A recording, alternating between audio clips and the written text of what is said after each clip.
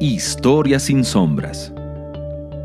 La historia es más que memorizar fechas.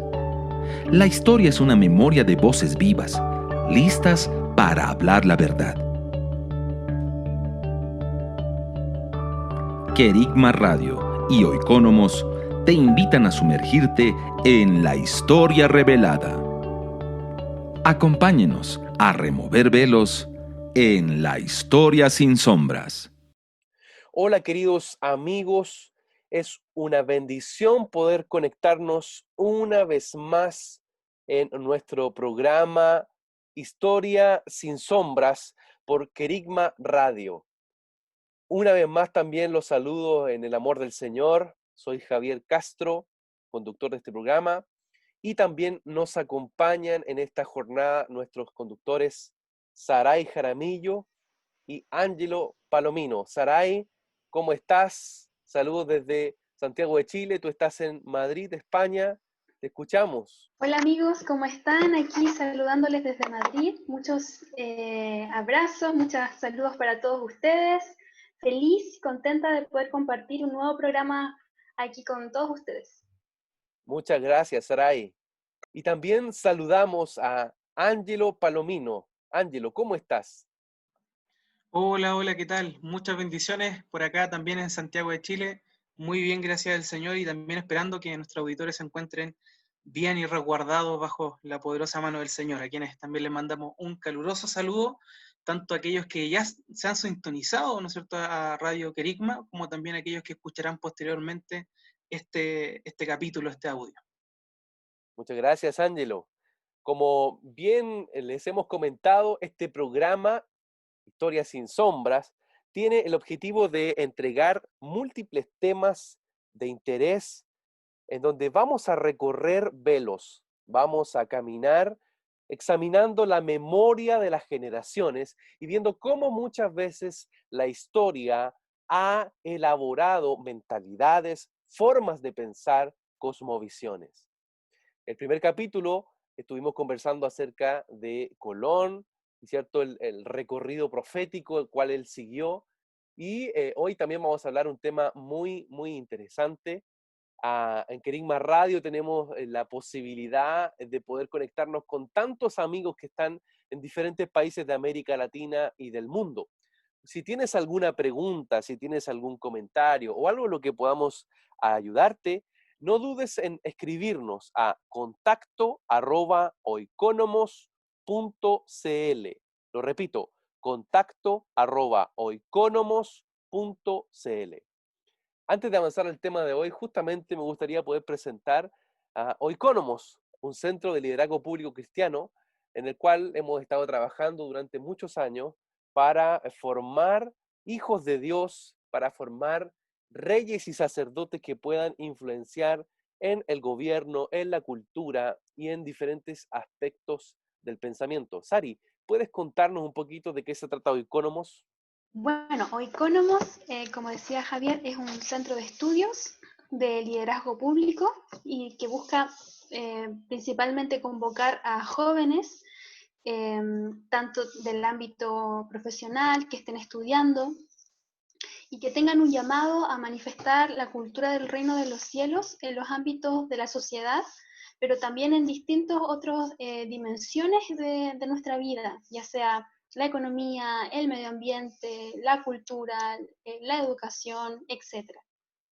Y nos reunimos cada cierto tiempo como un equipo central y estamos desarrollando distintos tipos de materiales, también generando contenido a través de columnas de opinión eh, y materiales afines para poder soltar una voz, ¿cierto?, en medio de esta sociedad, desde los principios del reino, pero también cómo influir en estos principios y bueno, y cosmovisiones en los que se mueve este mundo. Muchas gracias, Sari. Ángelo, tú actualmente eres el director de Oikonomos. ¿Qué nos puedes también comentar acerca de este centro de liderazgo? Así es, sin duda es una tremenda bendición que el Señor ha ido disponiendo en este tiempo, como decía Saray, para involucrarnos como cristianos, como hijos del Señor, en medio de las distintas áreas de la sociedad donde creemos que el Señor también nos está llamando, no solo a tener una reflexión desde un punto de vista técnico o profesional, sino también para generar transformación desde la óptica del reino de los cielos. Muchos se preguntarán qué es Oikonomos, y sé que es una palabra quizás un poco difícil. Lo hemos visto muchas veces porque suelen las personas equivocarse al tratar de pronunciarla. Y Oikonomos es una palabra griega que está en el Nuevo Testamento y que significa administrador o mayordomo de una casa o de los bienes. Y evidentemente esto habla de una gran responsabilidad, ¿no? En el sentido de que el Señor nos llama a ser buenos administradores, es decir, ser oikónomos conforme a la multiforme gracia de Dios.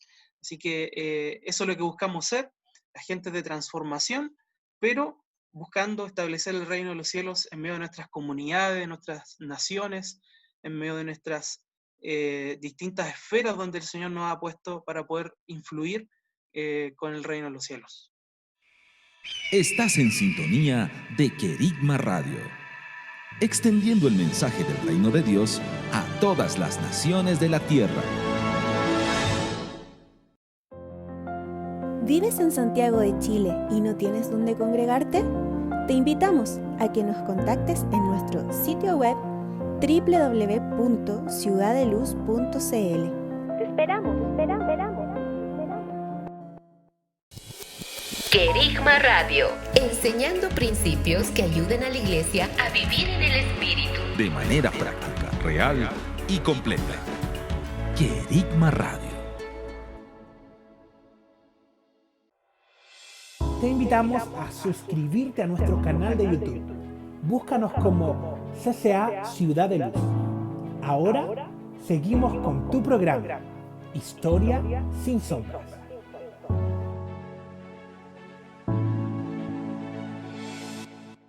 Estamos en Querigma Radio, en el programa Historia sin Sombras. Y en este día vamos a abordar un tema muy, muy interesante. Vamos a hablar acerca del racismo. Es nuestro objetivo poder mostrarte cómo en la historia ha existido diferentes formas en las que el racismo se ha tratado de entremezclar con la fe cristiana. Y también con los diferentes movimientos, las diferentes formas en cómo el racismo ha querido muchas veces ensuciar el nombre del Señor o mezclar, como bien lo he dicho, esta cosmovisión de fe en base a objetivos incluso políticos. Quiero leer un verso que nos hacía llegar también Ángelo, que está en el libro de Hechos, capítulo 17, verso 26. Dice así: y de una sangre ha hecho todo el linaje de los hombres, para que habiten sobre toda la faz de la tierra. Les ha prefijado el orden de los tiempos y los límites de su habitación. Hechos, capítulo 17, verso 26. De una sangre Dios ha hecho un linaje. Y más tarde Pedro, ¿cierto?, también va a hablar de que él ha hecho reyes y sacerdotes, y ha hecho un linaje, un pueblo adquirido por Dios, una nación santa, que va más allá de una etnia, ¿cierto? Va más allá de un pueblo en particular y de incluso de una raza en particular. El racismo se ha constituido muchas veces como un bloque de separación, como un muro de división sobre los pueblos y las generaciones. Quiero introducirlo entonces de esta forma a recorrer la historia en esta temática que ha muchas veces, como lo he dicho, tratado de generar aspectos muy negativos y que ha entremezclado entonces nuestra fe. Ángelo, ¿desde dónde podemos decir que surgen estas ideas del racismo en la historia y cómo se van mezclando con el cristianismo? Sí, efectivamente, la idea de racismo en realidad hay una discusión al respecto.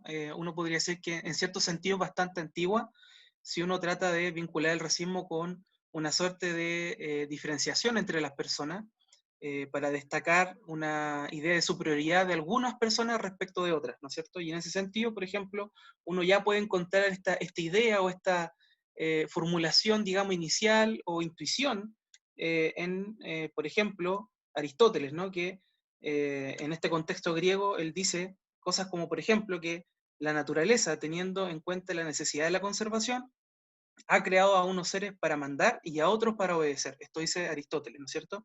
La naturaleza ha fijado por consiguiente la condición especial de la mujer y la del esclavo.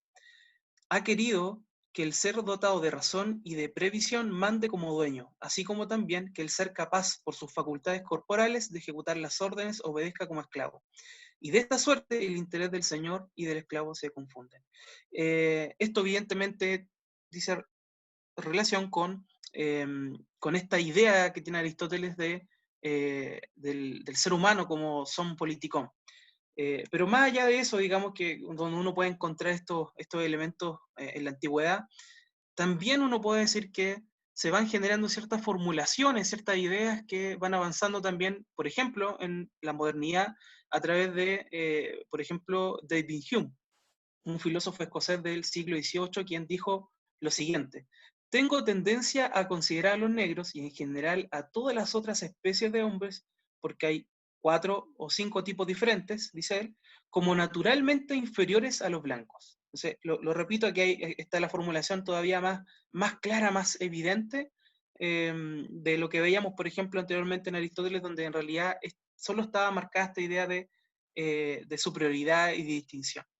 Lo que dice David Hume es: tengo tendencia a considerar a los negros y en general a las otras especies de hombres como naturalmente inferiores a los blancos. Entonces ahí ya empezamos a notar una clara evidencia, digamos, de esta distinción y de esta idea de superioridad de una raza sobre otra.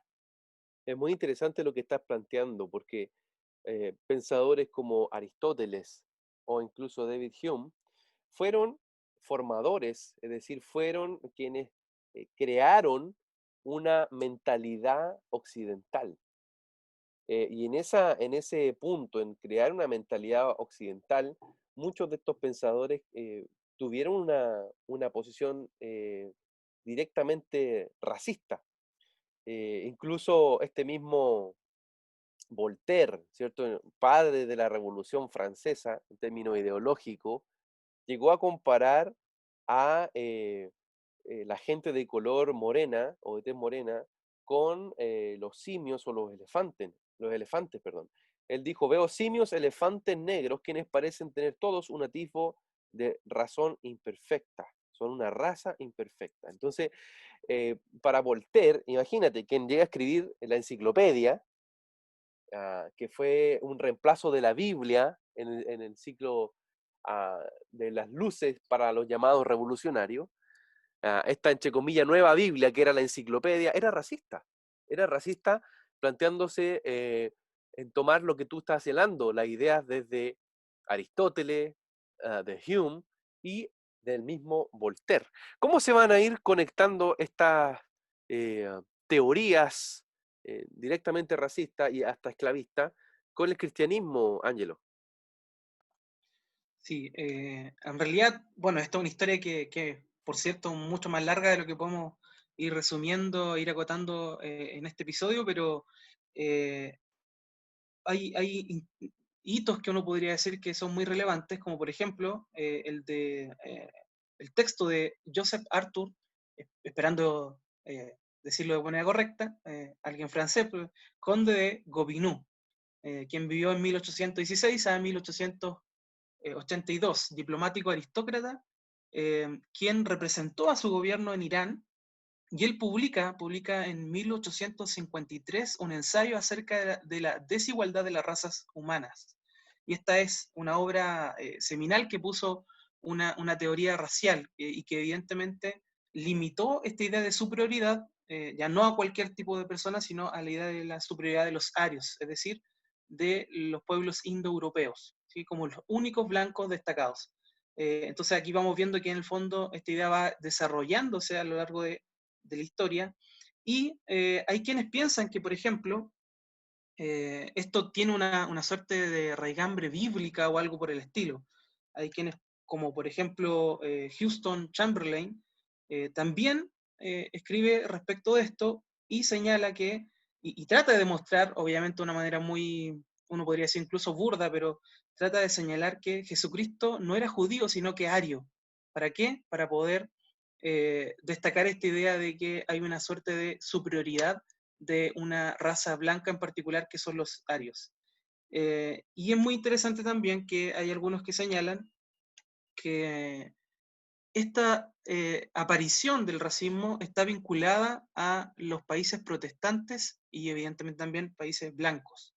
Hay una suerte de ecuación entre protestantismo y racismo que sin duda es mecanicista, reduccionista, pero que para algunas personas tiene una relación muy estrecha entre una cultura nacional basada en la lectura de la Biblia y una formulación explícita de teoría racista. Esta es una discusión, por supuesto, que creo que es importante poder poner de relieve, ¿no? Absolutamente, absolutamente. Y creemos que vamos a continuar profundizando al respecto. Estamos en Historia sin Sombras. Sari, ¿cómo se va conectando gran parte de lo que estamos hablando, que tiene que ver con esta conformación de diferentes ideas racistas con el contexto actual? ¿Qué es lo que hoy día estamos viviendo y cómo dialoga en este caso la historia con el presente en relación al racismo? Sí, bueno, el 25 de mayo, o sea, hace muy poquito, se generó un evento que ha dado vuelta el mundo entero y tiene que ver con la muerte de un afroamericano, George Floyd, por manos de, bueno, según el material, el video que se estaba publicando de un policía estadounidense y que además era blanco. Y bueno, esta situación generó un revuelo en los medios de comunicación, se generó un movimiento acerca de la vida de los negros no importan. Y bueno, en los medios de comunicación, también las redes sociales, todo este mundo cibernético tratando de sensibilizar y generando una crítica social con nuevas reivindicaciones en materia de derechos humanos, por lo que es la injusticia que está viviendo la comunidad afroamericana, específicamente en Estados Unidos. Entonces, esto generó, bueno, semana tras semana, día a día, de hecho hasta el día de hoy, siguen los medios publicando acerca de qué pasa con la historia. De hecho, como nunca, muchas librerías han vendido miles, muchos números de libros, de literatura acerca de lo que es el racismo, todo lo que se ha generado en estos últimos años, décadas. Y bueno, no podemos olvidar también las reivindicaciones sociales en este tema de mitad del siglo XX, donde existen dos focos que quizás son muy conocidos a nivel internacional, que es la presencia de la lucha de Martin Luther King, ¿cierto?, por los derechos civiles en Estados Unidos, y también el Nelson Mandela en Sudáfrica, ¿cierto?, viendo todo lo que es la política del apartheid. Entonces, nuevamente, o sea, estas voces llegan a posicionarse en nuestro presente, ya en un contexto donde ya estamos en una era global, donde las redes sociales ya todo es inmediato, la información suma y comienza a correr en una velocidad impresionante.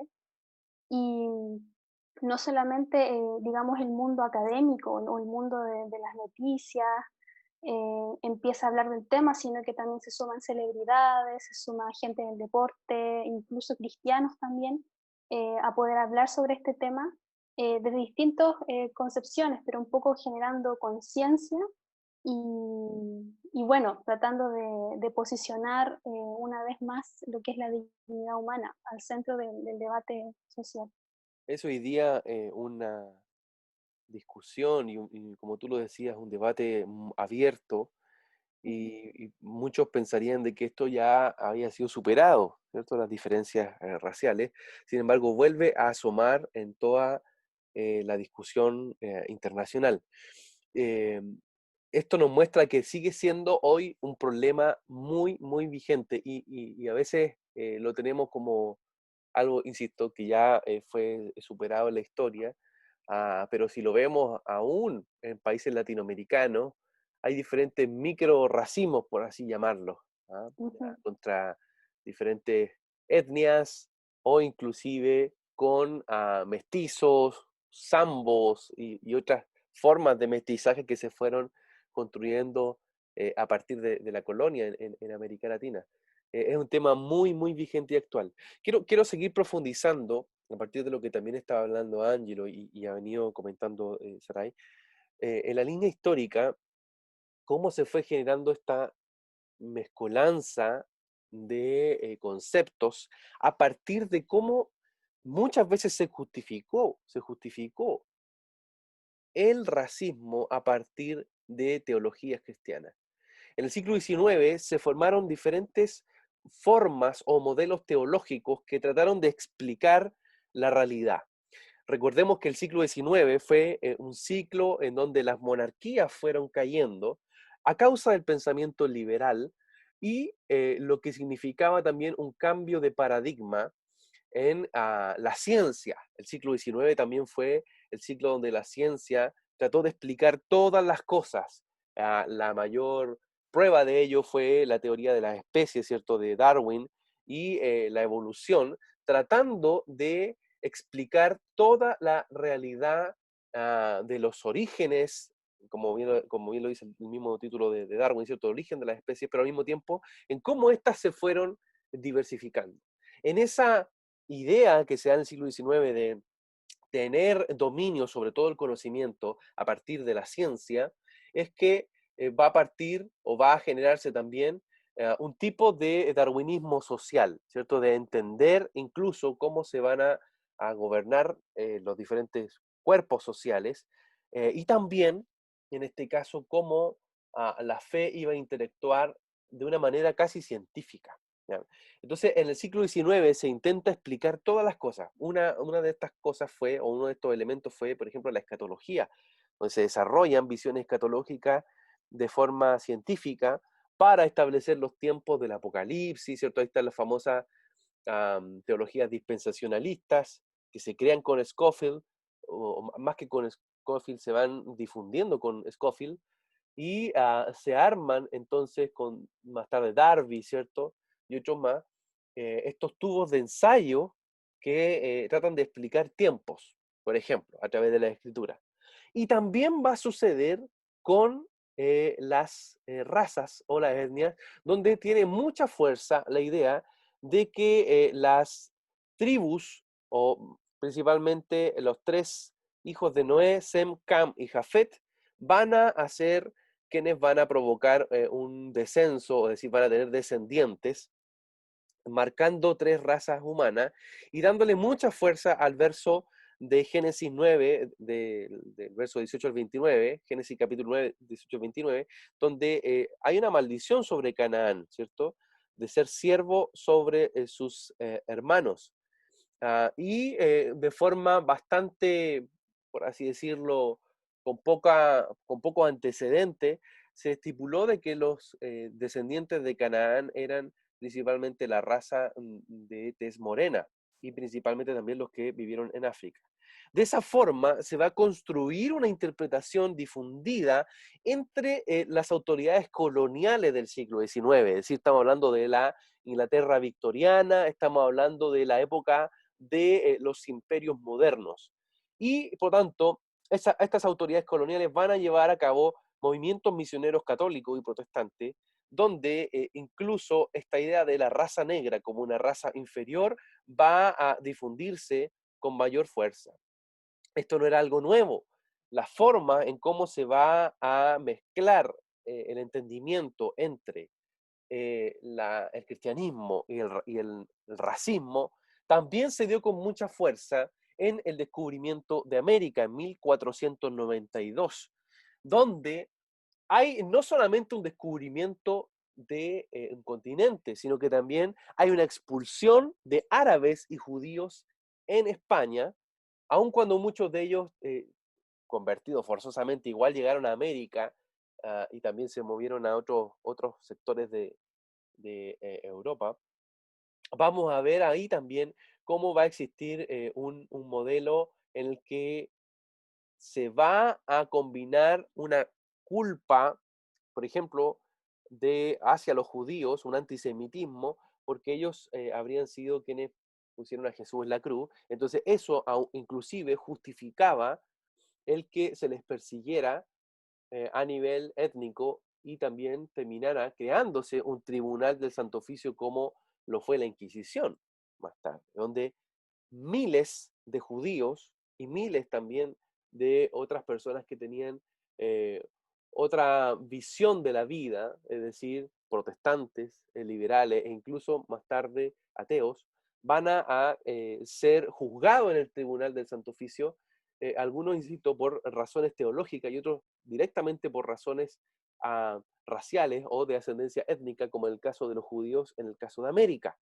Entonces, vamos a ir viendo cómo en la historia de la humanidad se van a ir generando interpretaciones donde se toma la escritura para llevar a cabo, en este caso, cruzadas o persecuciones a diferentes pueblos o también etnias. Ángelo, ¿qué nos puedes comentar tú de estos entremezclas que se van a ir dando tanto en el siglo XIX como también en 1492? Sí, a mí me parece que es muy interesante lo que nos estás contando, Javier, porque de alguna forma el poder brindar a ciertas, ciertas políticas que responden a intereses, por supuesto, muy específicos, y brindarle todo este halo de cristianismo o de religiosidad, y en ese sentido poder instrumentalizar la Biblia, poder instrumentalizar la palabra con estos fines, es tremendamente complejo. Lo creo así porque le da una fuerza, un fervor religioso a las empresas, a los objetivos políticos que muchas veces trazan ciertas naciones o incluso ciertas personas en determinados contextos históricos. Entonces eso me parece que es bastante brutal en algún sentido, ¿sí? Muy brutal el utilizar la Biblia para esos fines, justamente por lo que acabo de decir, que es darle esta fuerza, una fuerza religiosa y terminar divinizando en algún sentido ciertas empresas políticas, ciertas acciones que se llevan a cabo en algunos contextos históricos. Eh, Algo que me parece muy interesante, por ejemplo, en el caso chileno, es que no estamos tan lejos de esa realidad. Hemos ido hablando un poco de la historia, ¿no es cierto?, de esto, pero en el caso chileno, a inicios de 1904, ¿no es cierto?, inicio del siglo XX, en pleno proceso de colonización, donde los gobiernos de la época buscaban poblar ciertas zonas del país. Creo que es muy conocido, ¿no es cierto?, la idea de poder poblar el sur de Chile, por ejemplo.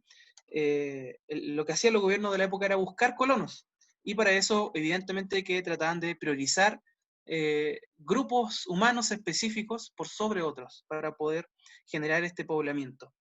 Y es interesante porque hay documentos de la época que lo señalan de la siguiente forma, así que paso a leer algo que me parece que es muy, muy interesante. Dice: la colonización con nacionales quita lugar a la colonización con europeos. La inferioridad general de los colonos chilenos respecto de los colonos europeos me es muy aparente, pero respecto de los europeos teutónicos del norte es entre nosotros insuficientemente conocida.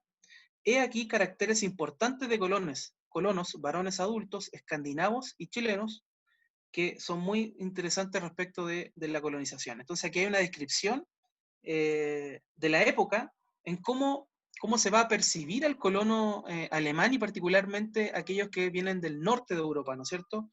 Y donde uno ya ve en medio de discursos políticos de esta época, ve cómo ya está muy presente este influjo racista. Entonces, describiendo a los escandinavos, se dice lo siguiente: dice, estatura media, 1,70 m, robustos, sanguíneos, notablemente sanos, más que ordinaria resistencia a las influencias morbosas en climas no cálidos, gran fuerza muscular, vida media, larga, longevidad frecuente. Dice, inteligencia algo lenta, pero más que medianamente poderosa por su marcada tendencia a reflexionar, la educación recibida y la excelente influencia fisiológica. También señala que el 95% sabe leer y escribir, poseen conocimiento de trascendental aplicación en Chile austral. También dice que son muy tranquilos, valientes, perseverantes, muy amantes del orden, honrados muy frecuentemente, alegres, tienen costumbres en conjunto sanas y simples. Y también señala, dice, que hay cierta con frecuencia malos hábitos como el darse a las bebidas alcohólicas, pero que sí tienen una extraordinaria aptitud para vivir en residencias aisladas. Entonces, esta es la descripción que se va haciendo de los europeos del norte, ¿no es cierto?, de ese continente, y cuando se describe el chileno en esa época, bueno, parece que no pareciera ser muy apto, ¿no es cierto?, y se dice que estatura media, describiendo a los chilenos, 1,65, 1,65 m, no robustos, no sanguíneos, enfermedades frecuentes, contagiosos en fuerte proporción. También señala que no tienen una resistencia muy apta a las influencias morbosas del clima no cálido, fuerza muscular poco menos que mediana, vida media, corta, longevidad frecuente, inteligencia algo viva, pero poco eficaz. También señala que son débiles moralmente, no emprendedores, una laboriosidad mediocre o incluso menos que mediocre, no valientes, inconstantes. Entonces esto va de alguna forma mostrando que el colono escandinavo o del norte de Europa, en comparación con otros como el chileno, evidentemente queda en una posición muy desmejorada este último. Y hoy uno va viendo cómo esta idea del racismo va tomando, se va cristalizando a través de las políticas, y en particular, por ejemplo, en medio de un contexto donde se intenta poblar el país a inicios del siglo XX. Y Sí, eso me parece que muestra muy bien este punto. es muy interesante porque el ejemplo lo pone en una realidad aterrizada y práctica en un país tan lejano, ¿cierto?, de los grandes polos europeos. Sari, eh, ¿el racismo tiene algún sentido en la escritura, en la Biblia o incluso en la fe cristiana? Bueno, si vamos a revisar lo que dice la palabra, una de las primeras situaciones o imágenes que se me venían mientras revisábamos el tema era la conversación que mantiene Felipe con el etíope, ¿cierto? Cuando se encuentran y dice ahí la palabra ahí en Hechos 8:26, bueno, que Felipe iba descendiendo de Jerusalén a Gaza y bueno, se encuentra con un etíope que era eunuco y funcionario de Candace, reina de los etíopes, y el eunuco venía leyendo Isaías. Entonces Felipe viene y se le aparece y trata de predicarle y contarle un poco de lo que se trata este pasaje, acerca de lo que es el Cordero de Dios, lo que él hizo. Y bueno, también ahí le pregunta si él cree o no, y el eunuco quiere ser bautizado y todo lo que pasa. Y me llama la atención cómo este hecho, quizás esta historia tan pequeña, tan cortita, pero tiene una relevancia tan importante en las escrituras, entendiendo que estamos hablando de un contexto de un continente, o sea, africano, aunque igual Ángelo comentaba y también Javier anteriormente, que el tema del racismo pasa más allá de específicamente de África, sino que en la historia hemos visto, o sea, el tema, lo que pasa con las etnias, con los judíos, etc. Pero puedo ver en este ejemplo concreto cómo Dios está interesado y así lo hizo cuando Jesús dijo, id y predicar el Evangelio, dice, a toda criatura y hacer discípulos a todas las naciones. Y en eso estaban contempladas también las etnias, las razas, y no hay una preferencia una por otra. Entonces eso nos da pie a entender, y también apoyándonos un poco de la palabra con la que inició también Javier este programa, ¿cierto? También ahí en el libro de Hechos, en relación también a lo que significa el impacto del Evangelio del Reino, ¿cierto? A toda la humanidad. Y bueno, al pensar en esto, ¿qué decir?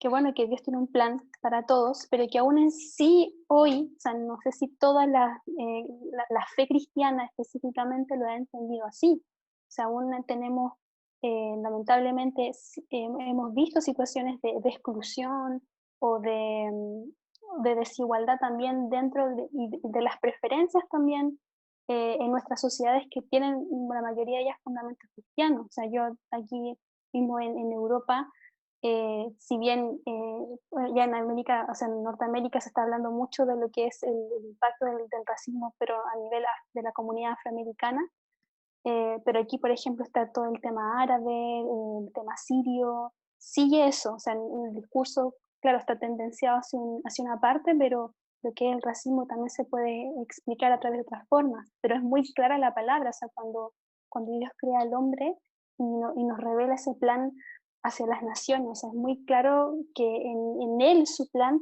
no era de exclusión, no es de preferencia, no tiene que ver con un color, con algo en específico, sino que es un reino espiritual que trasciende y que va más allá de lo físico, va al corazón y el espíritu del hombre. Muy bueno, muy bien, Sari. Creo que estamos llegando a un punto muy, muy importante de cómo se va, de alguna forma, generando estas ideas y estos modelos que hasta el día de hoy son vigentes. Y tenemos la claridad de que el racismo no tiene nada que ver con los hijos del reino. Por el contrario, los hijos del reino, y me gusta mucho el lema del Joseph House, que es para mí uno de los ejemplos prácticos de cómo la cultura del reino vence los nacionalismos. El Joseph dice, muchos países, una cultura, ¿cierto? La cultura del reino. Y creo que ese lema del Joseph, para mí es poderoso porque habla de esa verdad, de que en el reino de Dios, y en este caso donde Él gobierna, hay una mesa en la que todos somos llamados a sentarnos, de diferentes tribus, pueblos, etnia y nación. Pero no se ha entendido eso generalmente y tampoco en la historia. De hecho, me gustaría profundizar y contarles un poco parte de la historia del Ku Klux Klan. Querigma Radio, enseñando principios que ayuden a la iglesia a vivir en el Espíritu. De manera práctica, real y completa. Querigma Radio. ¿Vives en Santiago de Chile y no tienes dónde congregarte? Te invitamos a que nos contactes en nuestro sitio web www.ciudadeluz.cl. Te esperamos. Estás en sintonía de Querigma Radio, extendiendo el mensaje del reino de Dios a todas las naciones de la tierra. Te invitamos a suscribirte a nuestro canal de YouTube. Búscanos como CCA Ciudad de Luz. Ahora seguimos con tu programa, Historia sin Sombras.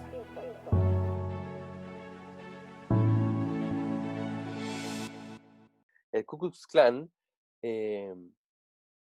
por así llamarlo, fue un primer movimiento después de la Guerra de Secesión donde se mezclaron muchas de estas ideas de racismo, pero al mismo tiempo de nacionalismo, que llegaron al punto de llevar a cabo actos bastante violentos. Ku Klux Klan significa clan del círculo. Y fue formado a fines de 1865 por veteranos de la Guerra de Secesión en Estados Unidos, quienes quisieron resistirse a la reconstrucción de una república estadounidense en la que el esclavismo y también las diferencias raciales fueran superadas, ¿sí? Me parece bastante interesante el nombre ya, que significa clan del círculo, tratando de hablar de un pacto. Siempre el círculo atañe a un lugar de altar, está hablando de un pacto. En su primera oleada en 1865, hasta aproximadamente 1875, hubo mucha polémica porque ellos usaban dentro de sus símbolos una cruz. Y dentro de las premisas que ellos tenían era que existía una supremacía racial blanca que estaba justificada en las escrituras, justamente con lo que también señalábamos delante, de que los semitas habían principalmente ido con bendición y se habrían ido a Norteamérica, ¿ya? Y a Europa principalmente. Por tanto, el pueblo elegido era el pueblo que mantenía esa promesa incluso biológica. Entonces, el Ku Klux Klan utiliza, como bien les decía, la cruz como una señal, y estos cucuruchos que se ponen en la cabeza blanco para hablar, entre comillas, del triángulo como en la Trinidad, o inclusive para ellos mostrar una señal de pureza al vestirse en blanco entero. Eso era una de las simbologías que usaban, ¿cierto? Vestirse completamente de blanco para mostrar esa pureza étnica. El Ku Klux Klan fue acallado a fines del 19, pero tuvo una segunda oleada muy fuerte justamente cuando en Alemania y en gran parte de Europa se estaba discutiendo las teorías evolucionistas y más tarde las teorías que iba a usar el nazismo de Herbert Spencer y otros más para mostrar, en este caso, una justificación argumentativa con su posición racista. Entonces, en Estados Unidos, el Ku Klux Klan va a tener su revival o su avivamiento en 1915. De hecho, el 16 de octubre de 1915, nuevamente, el Ku Klux Klan se lanza públicamente. ¿Y quién lo hace? Lo hace un predicador metodista, que se llamaba William Joseph Simmons. Este Simmons, junto a otros 15 hombres, suben a el monte Stone, o el Stone Mountain, a la altura del Stone Mountain más alta, en este lugar en Georgia, donde construyen un altar y prenden fuego a una cruz, jurando lealtad al imperio invisible y anunciando la reactivación del Ku Klux Klan. Debajo de ese altar improvisado brillaban llamas parpadeantes de la cruz, colocaron la bandera de Estados Unidos, una espada y una Biblia, ¿sí? Y usaron esa Biblia para nuevamente justificar su posición de supremacía. Simons más tarde dijo: los ángeles han vigilado sigilosamente la reforma, y él mismo se autoproclamó mago imperial. Imagínense lo que estamos hablando, ¿cierto? Un predicador metodista, que además era masón, que se declara mago imperial y es el líder, y yo diría de los más reconocidos, porque fue el que desarrolló más tarde bastante material, es decir, escribió mucho acerca de la supremacía racial. Y de esa noche en Georgia, el cristianismo fue utilizado para una segunda ola de terror del Ku Klux Klan, donde se persiguió principalmente a los morenos. Ellos restringieron la membresía exclusiva a cristianos blancos. O sea, ese era el requisito para entrar al Ku Klux Klan. Tenías que ser blanco, pero además tenías que ser cristiano. El clan vestía esas túnicas blancas, como les decía, para simbolizar la pureza, y además utilizaban cruces quemadas para referirse a la luz de Cristo. A principios de la década del 20, o sea, iniciada la década del 20, el Ku Klux Klan se jactaba de tener 5 millones de miembros en todo el país y se había infiltrado en miles de iglesias con sus odiosas doctrinas. Muchos de esos miembros se denominaban abiertamente pastores, protestantes y miembros también del clan. Hay diferentes fotografías espeluznantes que dan cuenta de cómo las iglesias se usaron, los bancos donde se sentaba el coro, para los diferentes juramentos y ritos que haría el Ku Klux Klan. De hecho, en 1922, el New York Times informó que el Ku Klux Klan en el sur y el oeste de Estados Unidos estaba principalmente dominado por predicadores, es decir, por pastores. En esa propaganda, en 1916, Simmons dijo que solo los buenos blancos cristianos creen en la pureza racial y la moral protestante era la única que salvaría al país de la destrucción y de la hecatombe étnica. Los miembros del Ku Klux Klan creían que la Biblia era la historia familiar de la raza blanca y por tanto que los cristianos blancos son moral y espiritualmente superiores a otras razas. De esa manera, el Ku Klux Klan se infiltró en la iglesia norteamericana, en el cinturón bíblico, en el famoso cinturón bíblico de Estados Unidos, donde las iglesias mismas se prestaron para esta persecución que se llevó, como bien lo señalaba, en contra de muchos cristianos que estaban siendo hostigados, violentados por el Ku Klux Klan. Para ir cerrando esta intervención en relación al Ku Klux Klan, mi pregunta es: ¿habrá cambiado totalmente esto en Estados Unidos? ¿Habrá cambiado totalmente esto en la iglesia norteamericana? Y recientemente, el año 2019, una, una consultora cristiana muy famosa que se llama Barna Research, hizo un estudio. Hizo un estudio acerca del racismo que se llamó ¿A dónde vamos desde aquí? Y para la curiosidad de mucha gente y la sorpresa nuestra, ese estudio muestra que solo el 16% de los cristianos estadounidenses dice que la iglesia debería arrepentirse por el pasado racista de Estados Unidos. O sea, esto es tremendo. Solo el 16% de los cristianos estadounidenses, según el Barna Research, solo el 16% cree que la iglesia debiese arrepentirse por el pasado racista de Estados Unidos. Además, el 12% de los cristianos practicantes dijo que la iglesia debiese buscar la restitución. O sea, solo el 12% de los cristianos practicantes cree que la restitución hoy día debiese llevarse a cabo hacia, por ejemplo, la población afroamericana. Esas cifras, de verdad, a mí, más que llamarme la atención, me generan bastante inquietud, porque esto demuestra que lo que hoy está pasando a nivel étnico de estas divisiones raciales que se dan en Estados Unidos no son algo totalmente saldado, y la propia iglesia tiene problemas para asumir un arrepentimiento identificativo. Si solo el 12% de los cristianos norteamericanos cree que la restitución, es decir, pedir perdón y además de eso, hacer actos de restitución, son importantes hoy. Si solo el 12% lo cree, tenemos un problema grave, la iglesia americana, en relación al racismo. Ángelo, me gustaría escuchar tus comentarios. Sí, es impactante lo que tú señalas.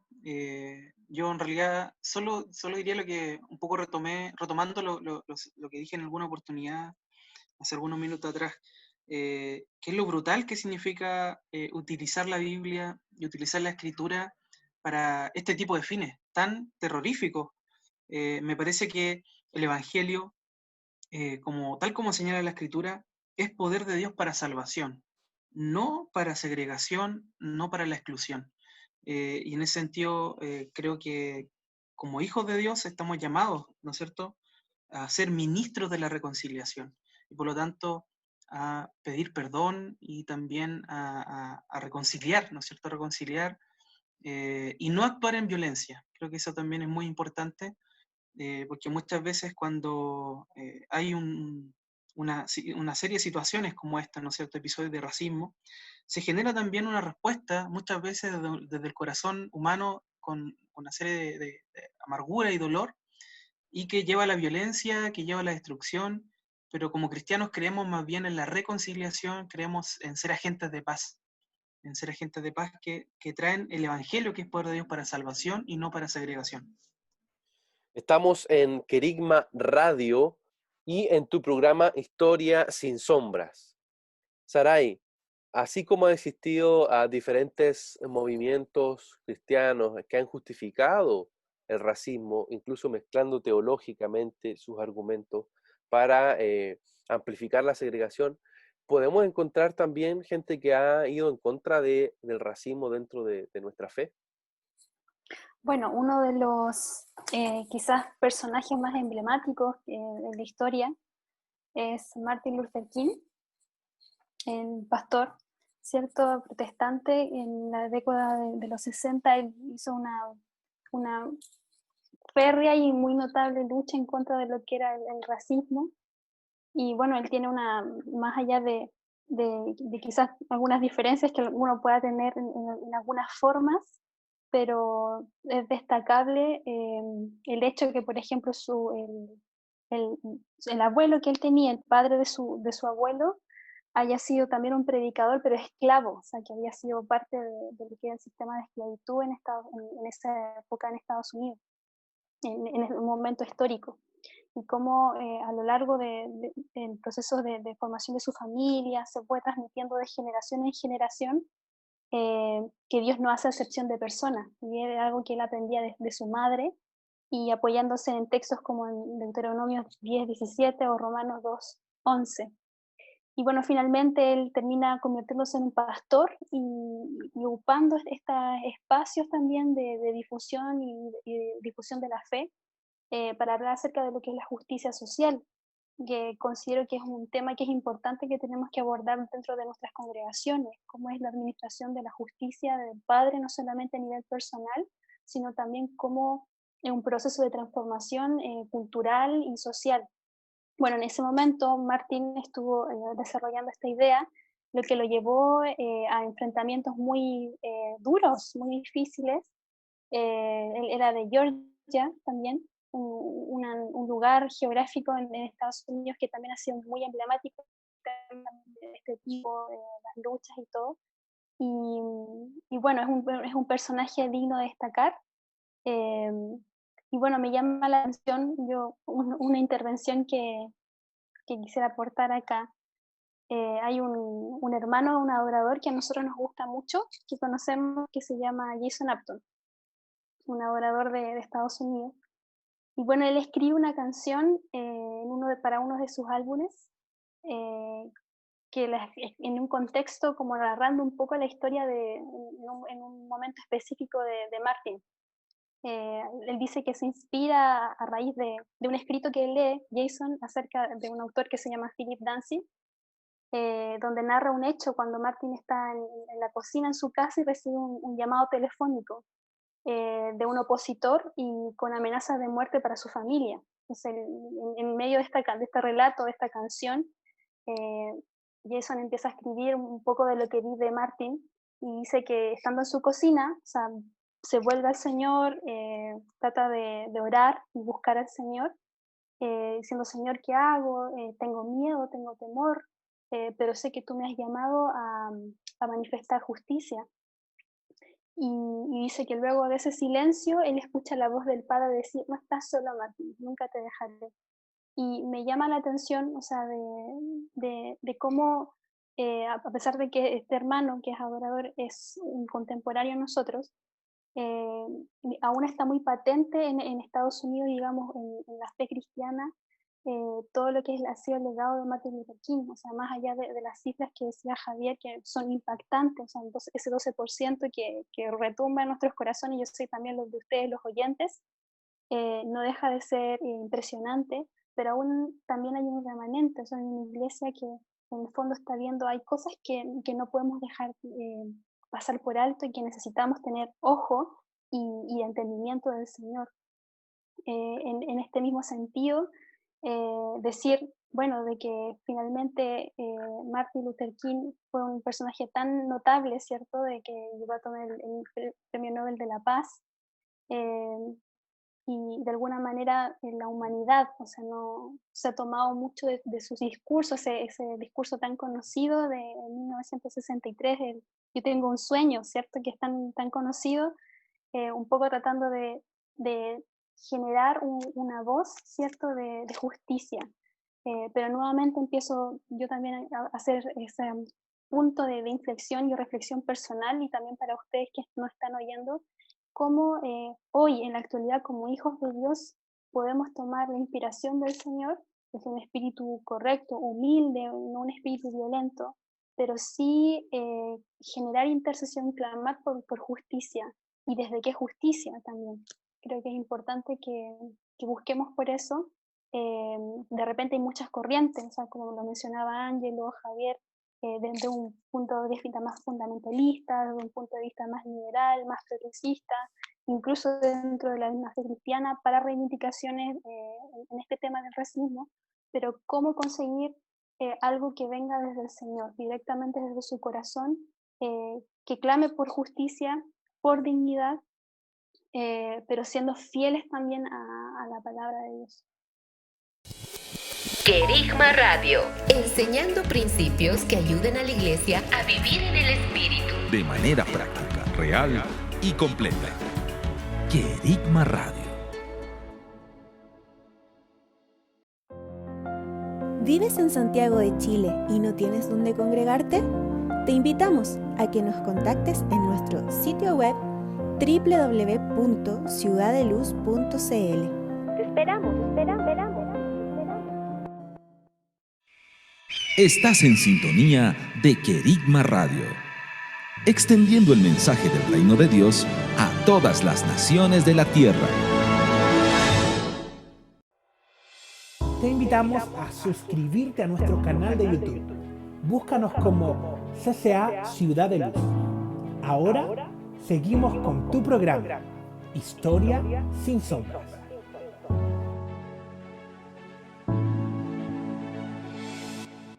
Estamos en Historia sin Sombras en Querigma Radio.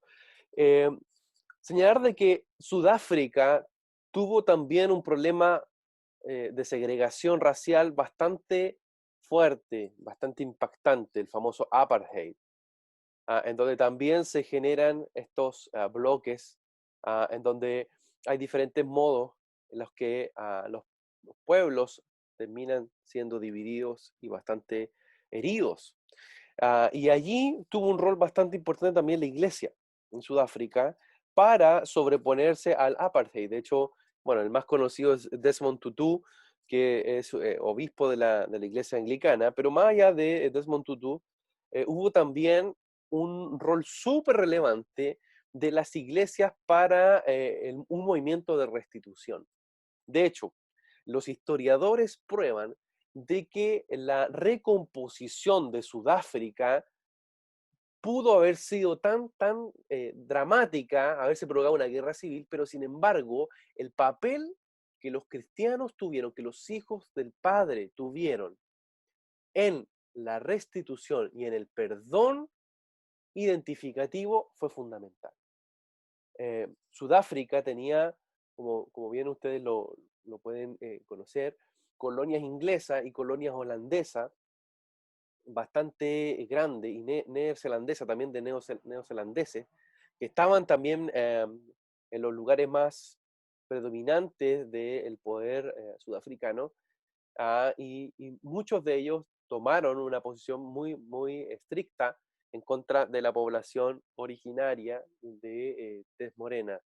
Sin embargo, las iglesias tuvieron ahí, como bien yo les señalaba, este rol de una recomposición espiritual. ¿Y qué es lo que hicieron en Sudáfrica?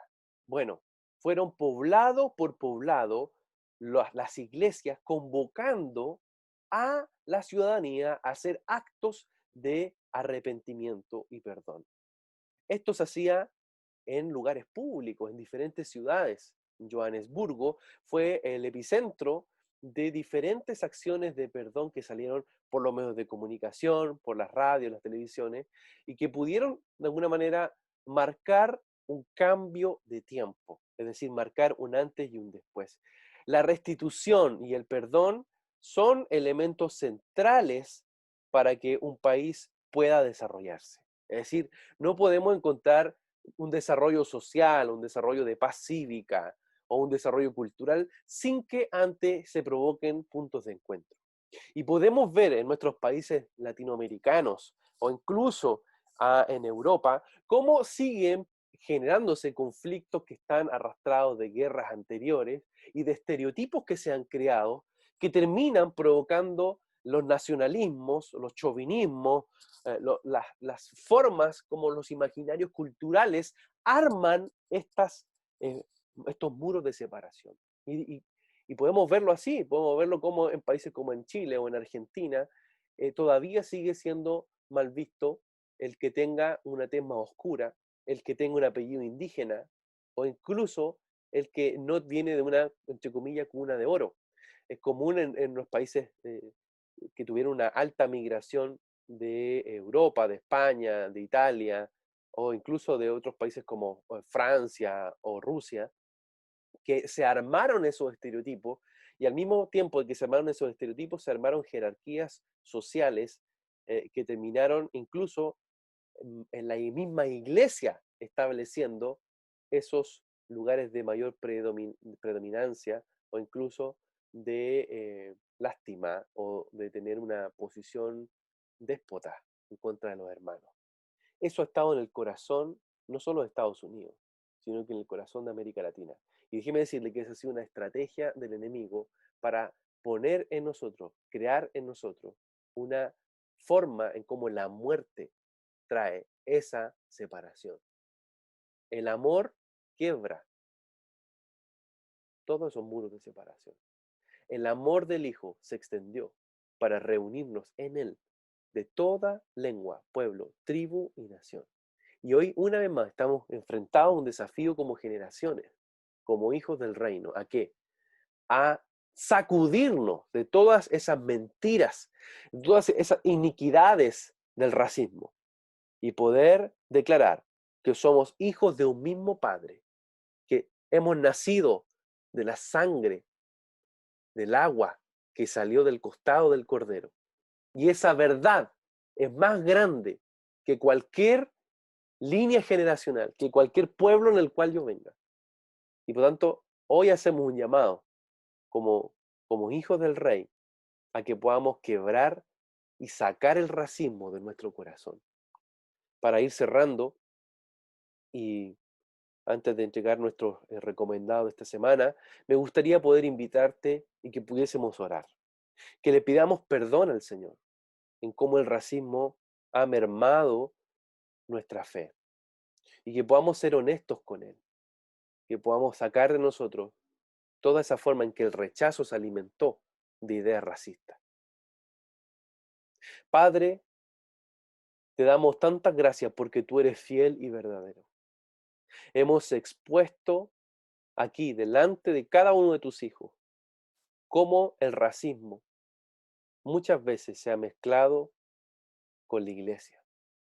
Y ha tomado muchas veces también una posición para tergiversar una verdad tan tremenda, y es que en ti, Padre, somos hijos. Y esa verdad de ser hijos prevalece por sobre cualquier condición física, biológica, inclusive social o económica. Señor, tú te extendiste sobre todos los que tuvieron algún día una necesidad. Y también sobre todos los que hoy día están clamando por hambre y sed de justicia. Queremos pedirte perdón, porque muchas veces ese racismo se ha formado en el corazón. Porque las ideas mezcladas incluso del nazismo, incluso, Señor, de nuestras propias naciones, de nuestros propios países que crearon iniquidades y con esas iniquidades muros tremendos para separarnos, han afectado nuestro entendimiento. Y te pedimos perdón por eso, Señor. Hoy yo quiero pedirte que tú una vez más nos puedas liberar y puedas sacar de nosotros, lo más profundo de nuestro ser, todas las formas en las que el racismo modeló nuestra mentalidad. Renunciamos al racismo. Renunciamos, Señor, a ver a otro como inferior. En el nombre de Jesús, hoy te pedimos, Señor, que tu luz resplandezca y limpie nuestros corazones y limpie nuestras naciones de esos velos de oscuridad. En el nombre de Jesús el Señor. Amén. Amén. Estamos en Historia sin Sombra, un programa que te invita a profundizar y a examinar los cimientos de nuestras generaciones. Sari, ¿cuáles son los recomendados que entregamos esta semana para nuestros amigos que nos están escuchando? Estás en sintonía de Querigma Radio, extendiendo el mensaje del reino de Dios a todas las naciones de la tierra. ¿Vives en Santiago de Chile y no tienes dónde congregarte? Te invitamos a que nos contactes en nuestro sitio web www.ciudadeluz.cl. Te esperamos. Querigma Radio, enseñando principios que ayuden a la iglesia a vivir en el Espíritu. De manera práctica, real y completa. Querigma Radio. Te invitamos a suscribirte a nuestro canal de YouTube. Búscanos como CCA Ciudad de Luz. Ahora seguimos con tu programa, Historia sin Sombras.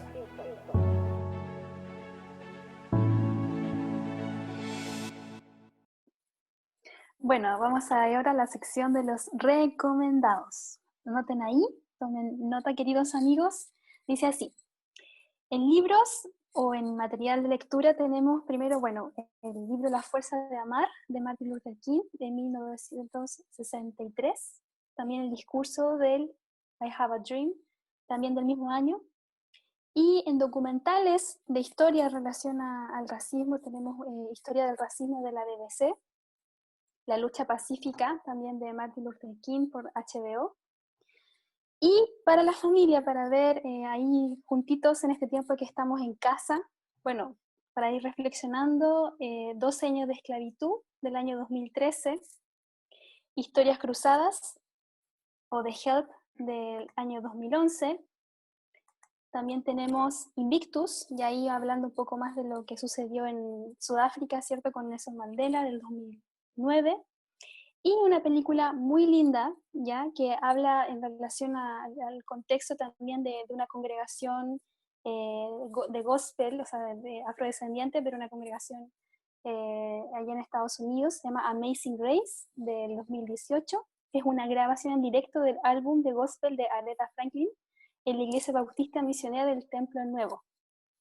Es una grabación que estuvo guardada por muchos años, muchas décadas.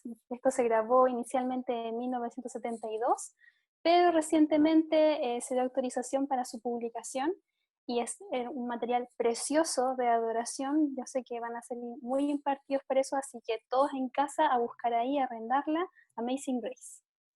Esos son los recomendados. Muchas gracias, Saray. Muchas gracias por los recomendados de esta semana. Queremos ir despidiéndonos, nuevamente repitiendo nuestro mail para que si tienes alguna duda puedas contactarte con nosotros, o si quieres más información, contacto@oikonomos.cl. De nuevo, contacto@oikonomos.cl. Ángelo, puedes despedirte de nuestros amigos. Así es. Despedirnos de todos nuestros auditores e invitarlos, por supuesto, a estar siempre en sintonía cuando tengamos estos interesantes capítulos, porque sabemos que sin duda estas temáticas traen mucho entendimiento y revelación a nuestra vida, y podemos aterrizar muchas de las cosas que de repente también el Señor nos va hablando, pero también dando entendimiento respecto de situaciones que vivimos constantemente en nuestro contexto social, pero también en otros países. Así que quedarnos también con la invitación que tú nos hacías, Javier, respecto de poder ser pacificadores, ministros de la reconciliación. Primero en nuestro corazón, para también después poder traer ese arrepentimiento identificativo en medio de la sociedad. Así que un abrazo enorme para todos nuestros auditores. Chao, chao. Gracias, Ángelo. Saray. Bueno, decirles a todos nuestros auditores muchas gracias por este tiempo que nos han dado de poder compartir algún tema tan relevante, ¿cierto? Que si bien data de muchos años, de muchas décadas, de siglos, pero que hoy día sigue lamentablemente estando vigente, pero gracias a Dios que Él nos está dando herramientas, su entendimiento, su voz, su amor, para poder limpiarnos, ¿cierto? Para ser una generación limpia de este sistema de pensamiento, de esta mentalidad, y poder fluir en amor, en humildad, en ser pacificadores, como decían mis amigos. Así que quedan totalmente invitados para la próxima versión de este programa. También atentos ahí a las redes sociales, también vamos a estar compartiendo para que puedan seguir escuchando este material. Y bueno, todos invitados. Un abrazo grande y muchas gracias. Bien, amigos, de esta forma llegamos al fin de este capítulo de Historia sin Sombras por Querigma Radio.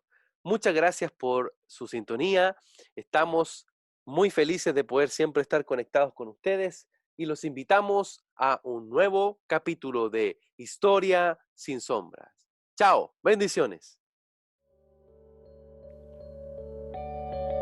Hemos concluido un nuevo recorrido por la historia, sin olvidar que la verdad nos hace libres. Nos vemos en un próximo capítulo. Fue un programa de Oikonomos, Centro de Liderazgo Público Cristiano, patrocinado por CCA Ciudad de Luz.